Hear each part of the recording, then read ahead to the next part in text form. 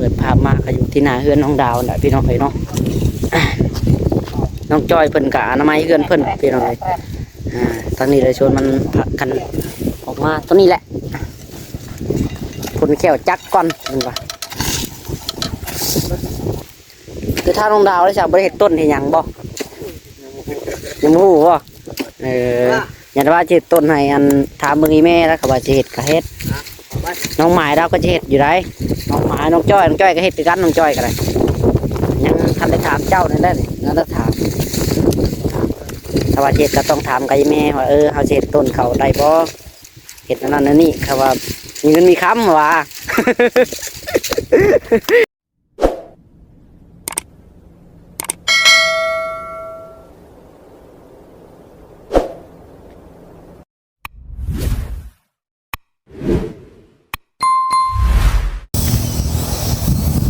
สบาย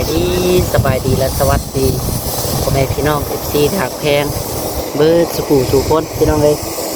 ปกครองท่านน้องหลายเด้อเนาะมาพี่น้องเลยมาพบมาพ้อกันอีกในมื้อนี้เนาะส่วนกันอนามัยคือเก่าพี่น้องมื้อนั้นยังบ่แล้วเด้อมื้อนั้นเนาะทางมาเล็กกันหน่อยพี่น้องเลยก็มันคือตัดเงาตัดกระตอมันออกเนาะที่ว่าตัดประจำเลยมื้อนั้นอาจักออกมาตัดนะมื้อนี้ตัดได้บ่ตานมันจะได้มันจะเป็นไปได้บ่เนาะทั้งพ่อกับไปแพร่บุญเก่าพี่น้องเนาะไปแพร่บ้านนั่นบ้านนี่เลยไปอันแพร่เมื่อวานนี่ก็ไปพี่น้องคือใช่ไหมมื้อนี้ที่ไปแต่มื้อนี้ละมื้อนี้มันบ่ได้ไปเนาะนี่ก็จัดจองมาเรื่อยๆวันที่1นะพี่น้องเอ้ยที่2ที่3ที่4นี่พี่น้องเนาะคนก็เริ่มเตาอมขึ้นมากันเรื่อยๆได้พี่น้องเนาะมาเบิ่งเขาใส่สถานที่ตัดกันแน่แล้วเนาะเจ้ามาวันที่ตัวเขาทอดไรได้นี่ก็น้ำจับอยู่เลยมาทำบุญมาได้ตีนรถทอดกับมือเพราะแห้งได้พี่น้องเลยเนาะเอาไงเดี๋ยวไปเบิ่งน้ำกันพี่น้องเลยบรรยากาศเนาะ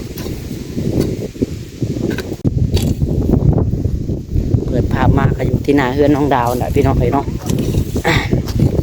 น้องจอยเพิ่นกะอนามัยเฮือนเพิ่นพี่น้องเลย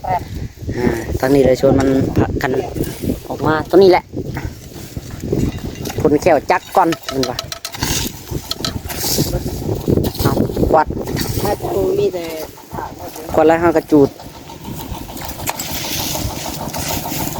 มีแต่น้ำได้นอนอยู่นี่กินรสชอดได้เนาะ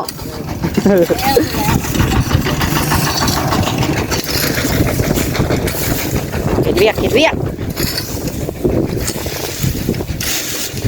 กลุ่มเฮาไปน้องเลยให้น้องเทบริชวนมาบ่อนน้องตัวจะโทรหาชนะเพิ่นได้เพิ่นมาซอยกันชนะเพิ่นมาซอยกันนั่นแหละนี่มีเดียกลุ่มเฮาเองเลยเห็ดเนาะฮะยังคำผู้ช่วยแบงได้มั้ยเนี่ยคาสิโนคาสิโนบ่ไปหาเปลี่ยนเงินบ่เอามาฮะเป็นยาเองบ่สร้างบนพลแขวจักก่อนเพิ่นว่าหากระตัดได้เงาหนึ่งจักรอดแหละละลายเงาหนึ่งนี่บ่ได้มากับไผ่หรือเปล่ามีกับไผ่บ่ล่ะ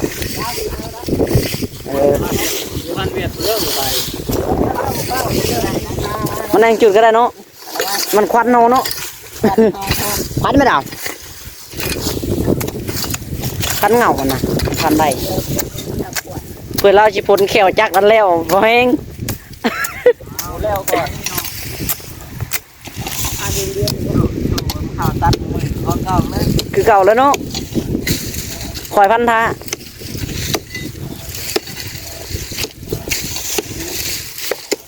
น้ำมันร่วงเลยเด้อมีแต่น้ำต่อออกจากต่อไม้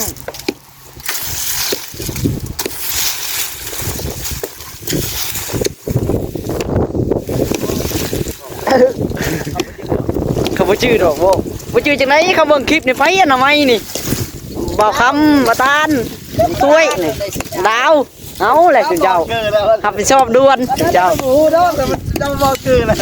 โยมบอกจะได้เขาเห็นหน้าอยู่ในคลิปนี่เขาเห็นโอ้คนนี้อนามัยวะ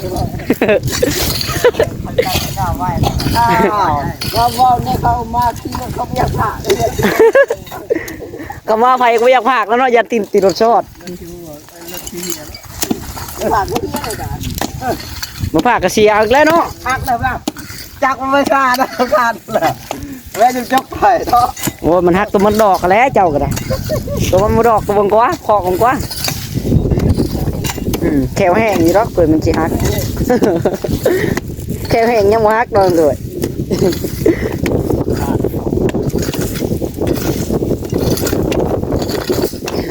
คนมา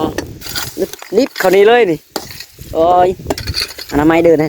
เขาอีกเฮาเห็นเวียกฮะจังว่าเนาะอนามัยกันไว้ก่อนจากหมู่สิมาน้อยมาหลายบ่จักจังไดก็ต้องกันไว้ก่อนนั่นแหละเห็นมันฝากรถได้จ้ะจัดจอดให้มันเป็นระเบียบมันจังงามอันนี้แนบมือใดบ่เห็นบ่ข้อฝากรถแบบแนบมือใดก็เห็นแตรถบ่ได้เนาะต้องเฮ็ดคือเก่า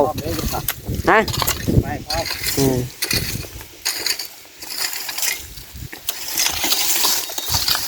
มาไหม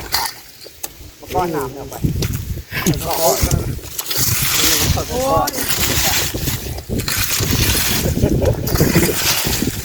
ตา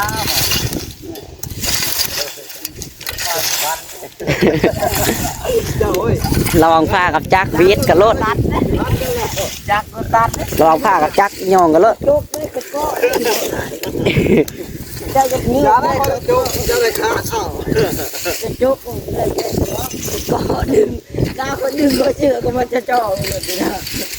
ก็ไม่ใจเลย นี่แหละครับก็เป็นนี่แหละพี่น้องเลยสภาพเนาะอนามัย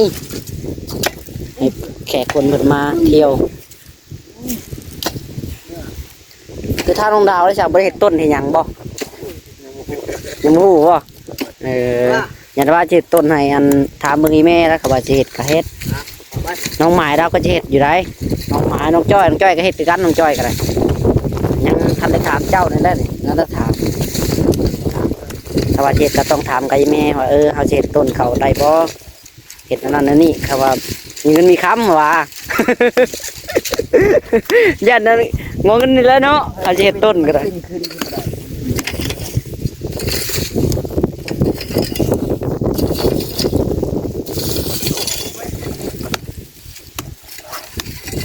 ทางตาเอ้ยนี่บ่ตานทางแรกแล้วก็เจ้ามาพากรถแล้วก็ขอติปเด้อว่าสิค่าทางว่าสินำพ่อบ้านนั่นแหละนี่บ่ตานขอนำพ่อบ้านน่ะขอติปเด้อว่าสิค่าทางอันแปลนไปได้ทางว่าสิ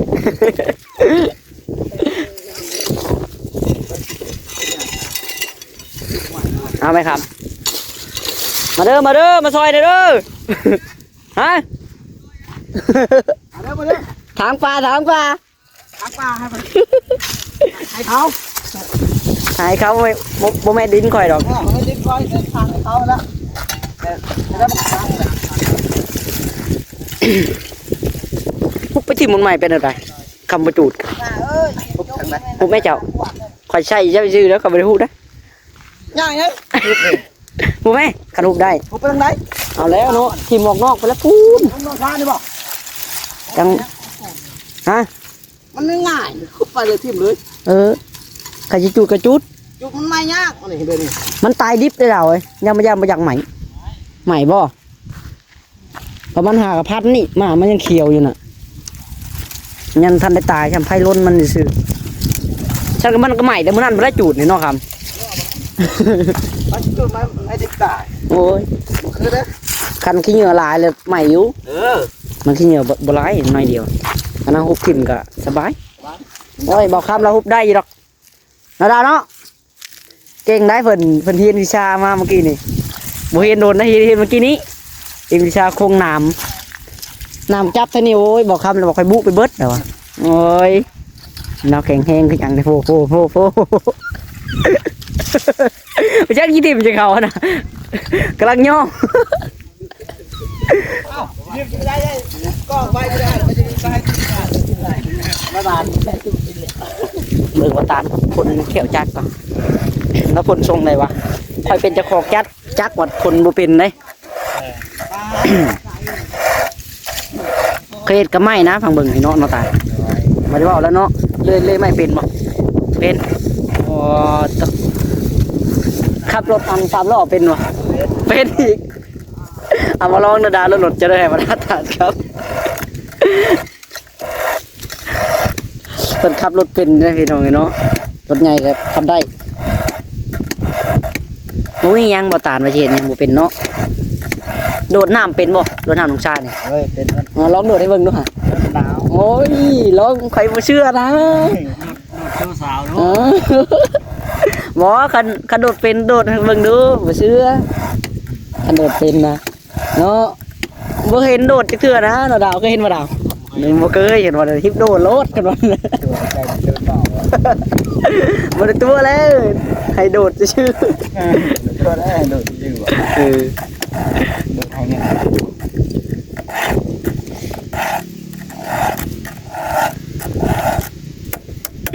เงาอัน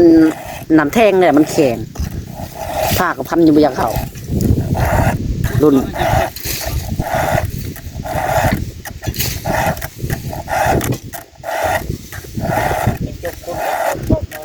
เออ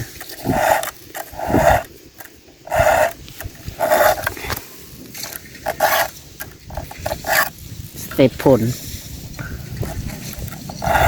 รถใหญ่ก็ลมบ่สำเร็จตามเข้าได้บ่รถใหญ่ท่านได้อยี่ดอกเนาะท่าน ภาคจะรถจักร เออ รถใหญ่ รถใหญ่จะเอาไว้ชนใต้ก็ได้เนาะรถใหญ่ถ้าเชียร์ไว้เอาไว้ ในนี่แหละให้เขาไปไว้ให้เขาไว้ ก็ได้ชนใต้ รถใหญ่มันเครียดรถใหญ่ แม่นเลยฝากกันสิฝากกับรถจักรเลย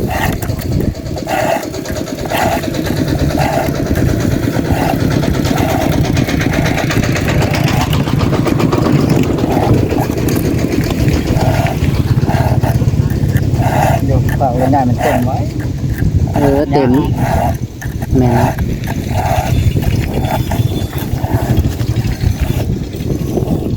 รอหลังวิธีกูกวนไอ้เนี่ยไอ้มันใหญ่รถไอ้มันชอบติดเยอะอะ สักเครื่องอะไรบุ๋ยเพื่อนหันสักเสื้อผ้าอยู่สักเครื่องหมดอยู่กูแช่ได้ชองมือเลยมือนี่เลยสักมือนี่ ได้เขาจับเขาแล้วแล้วมันขนาดเด็กแล้วเนี่ยยังไม่สักเสือ อืม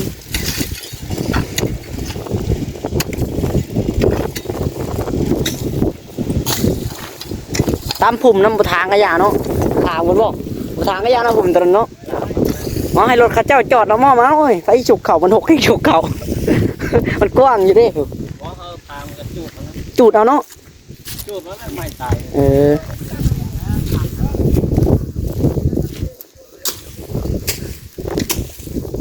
อพันแล้วก็จูดเลยน้ำกัน ไม่ ได้ ส ดี บาย นะ นะ จากแล้วจะบอกฮันเวียดก็จะเป็นยูฮันเวียด อยู่เพื่อนพูดแล้วก็ไปแม่ให้หน่อยกับไฟมาแน่ จุกแล้ว นี่กับไฟบ่ให้หน่อยกับไฟมาแน่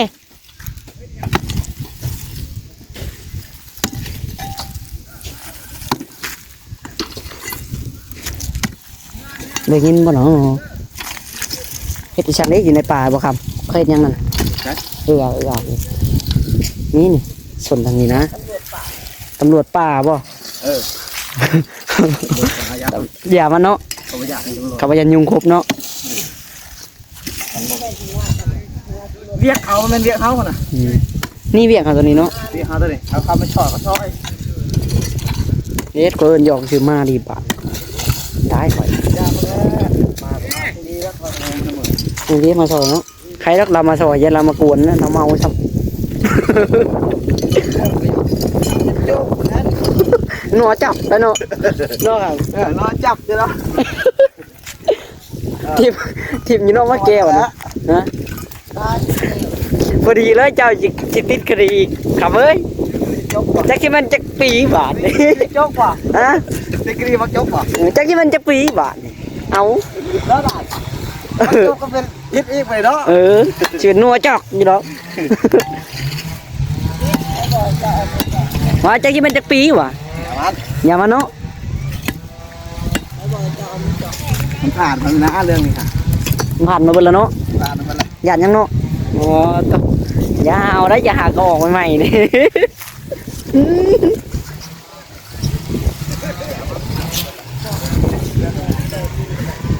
เนาะได้มาด้วยได้ด้วยมันผ่านนะมันเป็นเนาะ โอ้บอลเป็นตั้งตู้ตั้งเทปจะตั้งวางไรเนาะ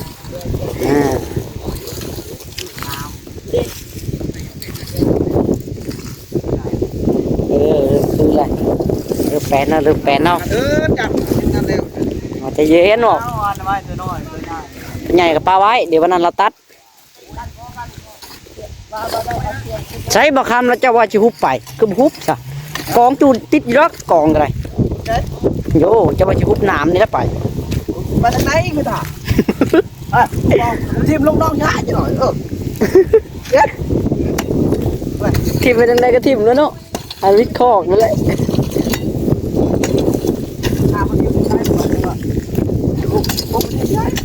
แล้วผมจะลงด้านด้วยใจค่ะ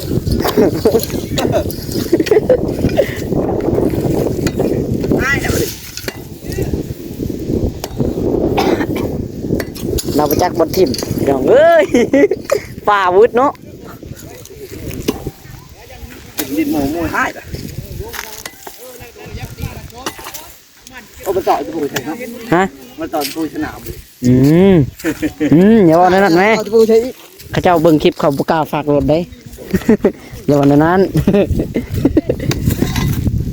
โอ้ยนี่ตัดต่อไปละไม่เลย ยังน่ะใครเนี่ยเรียกเขาเนาะ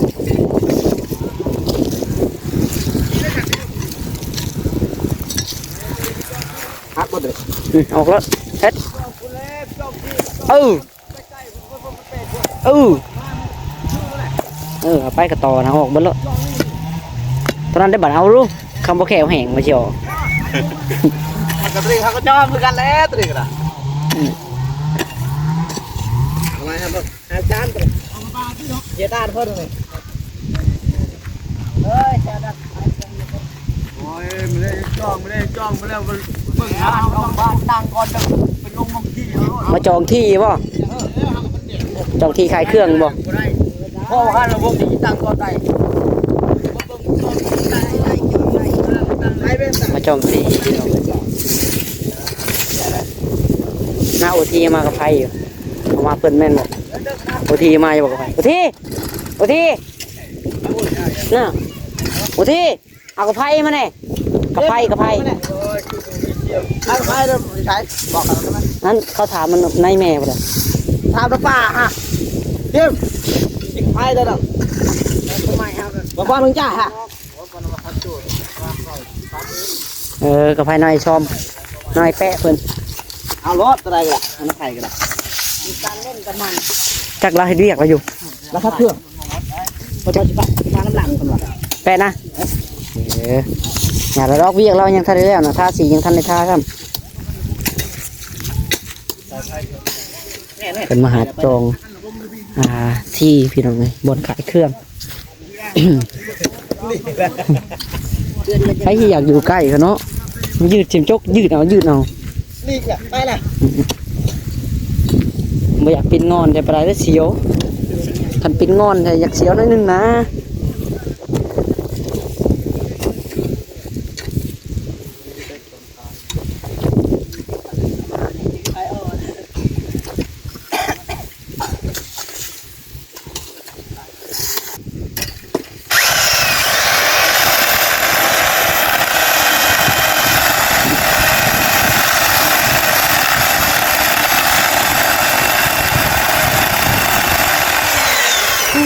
เนาะ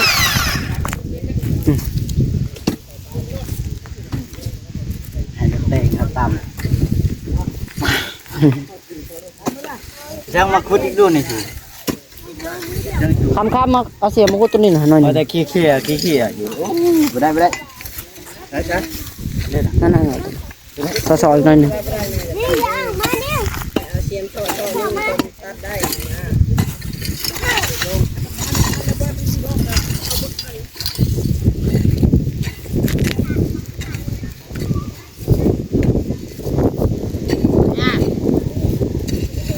แฝด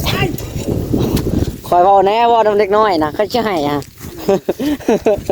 แฝดจะเขาให้ได้เด็กน้อย นี่กู ไปแล้วนี่เนาะไปจับ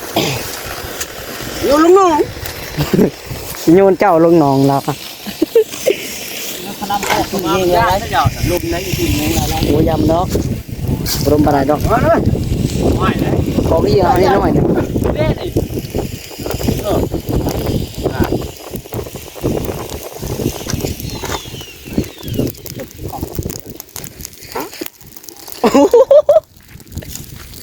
ยังใครตด ไฟจุด มาได้ตด ไฟ บ่ มันแตก ไฟมันแตกบ่คือเสียงตดเลยเนาะ พันนี่ โอ้ไปนี่ ผ้าหลอดพันนี่น่าแกะอยู่พันนี่ พัน พันหาจุดได้เอา ถนัด พันเอาไปก่อน ถนัดจูดเนาะโอ้ทางแกบ่ถูกกวาดรถ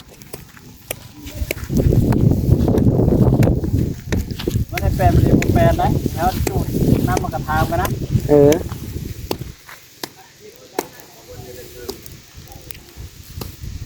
จุดเนี่ย